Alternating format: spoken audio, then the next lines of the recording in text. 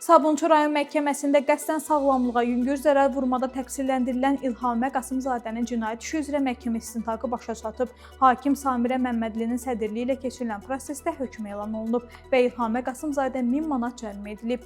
İttihama görə hadisə bu il noyabrın 9-da Sabunçu rayonunda qeydə alınıb. Mübahisə zamanı İlhamə Qasımzadə zərər çəkmiş Həlimə Səfərovanın boğazından tutub. Onun sağ üzünə şillə vurub. Nəticədə zərər çəkmiş müxtəlif bədən xəsarətləri alıb. Məhkəmə istintaqı zamanı İlhamə Qasımzadə özünü təqsirli bilməyib. O bildirib ki, uzun illər Ramana qəsəbəsindəki kafedə işləyir və 9 ildir Mahal Səfərovla qeyri-rəsmi münasibətdədir. Ondan bir övladı var.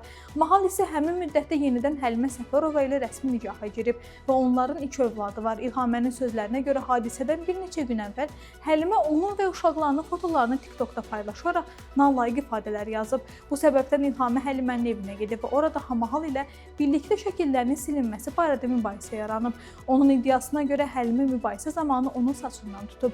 Mahal isə İlhaməni çölə çıxarıb. İlhamə Qasımzadə zərər çəkmişi vurmadığını bildirərək ittihamı əsassız sayıb. O əlavə edib ki, hadisədən sonra Mahal və Həlimə arasında mübahisə davam edib və hətta Mahalın 2 gün polis bölməsinə saxlanılması da həmin mübahisə ilə bağlı olub.